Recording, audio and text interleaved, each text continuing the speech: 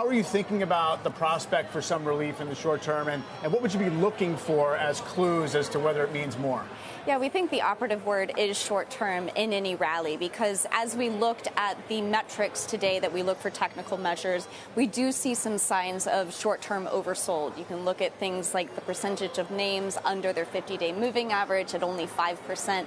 Those kinds of things support some kind of relief, but those medium-term headwinds remain in place. We still have pressure on valuations because of tight liquidity from the Fed. We still need to go through an earnings revision down cycle. So that doesn't change the trend. That's lower. So maybe we get a little bit of relief in the near term, but we would be doubtful of that rally. Do you think it makes sense for it to essentially kick in right around here? I mean, oversold markets can be treacherous in both directions, as we know. Exactly, because that's when volatility will kick up, and that's probably when you don't want to be skewed one way or another with too much risk, whether you're long or you're short. After you've seen such a big move like this, even if the view is negative, to be overly short, you can be caught on the wrong side of a very rapid trade. Now, seasonality is still a headwind through the end of September and really doesn't get better until we get into late October.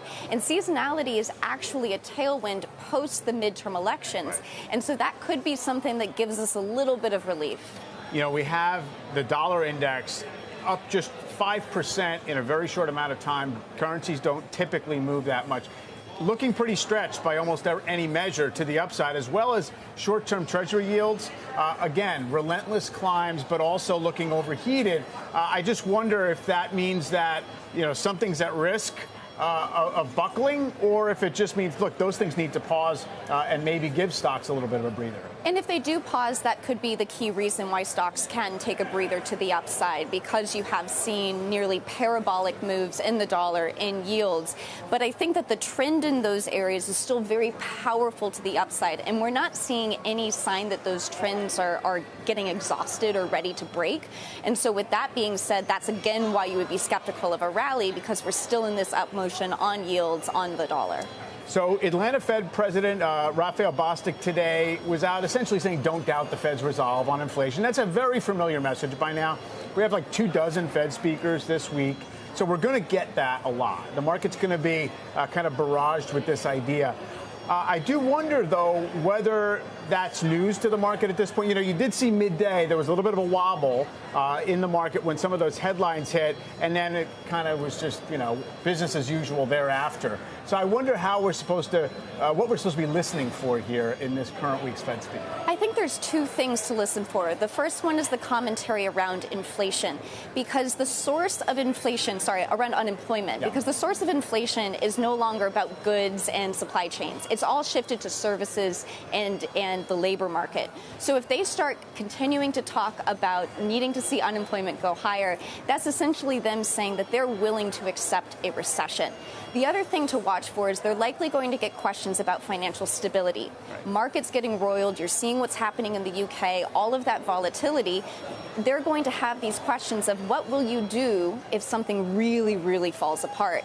And that's important because every time we've seen the Fed step in and support markets over the last cycle when things started to get wobbly, the inflation was so benign it wasn't a problem for them. So it could change the reaction function of how willing they are to step in and support the markets. Right. Yeah, that's certainly the biggest fear, that the idea that they don't have as much policy flexibility, at least they don't believe they do. Mm-hmm. Although, you know, if you look at, again, where the dollar and yields are, the market's doing an awful lot of their job for them. You wonder whether that's going to start to matter.